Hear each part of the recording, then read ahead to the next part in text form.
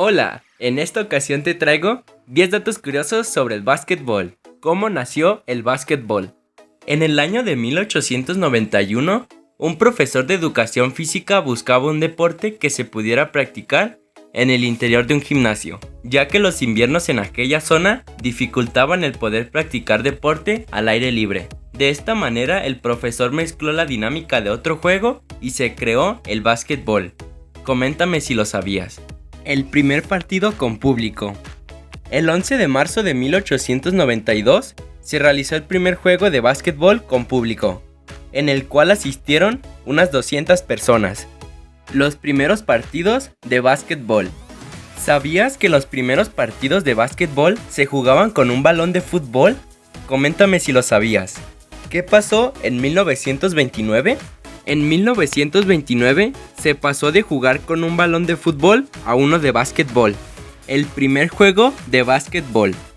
El juego se llevó a cabo en el año de 1891 y también fue desarrollado en una cancha que era mucho más pequeña que en la que conocemos en la actualidad. ¿Sabías que el básquetbol es uno de los deportes que mayor cantidad de apuestas acumulan? Sí, así como lo escuchaste.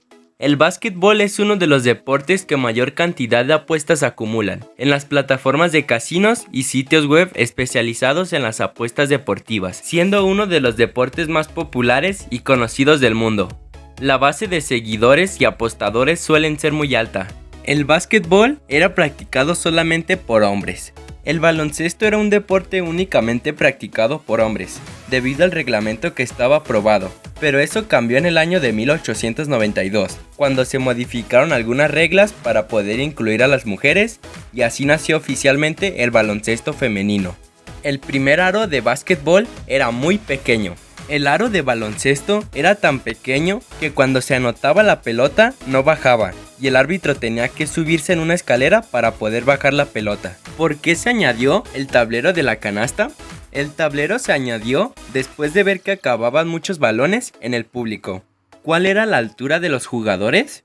¿Sabías que en los primeros días del básquetbol profesional, el promedio de altura de los jugadores no era tan alto, llegando a medir de 1.75 metros a 1.80 metros, a comparación de los jugadores de hoy en día que llegan a medir hasta los 2 metros de altura?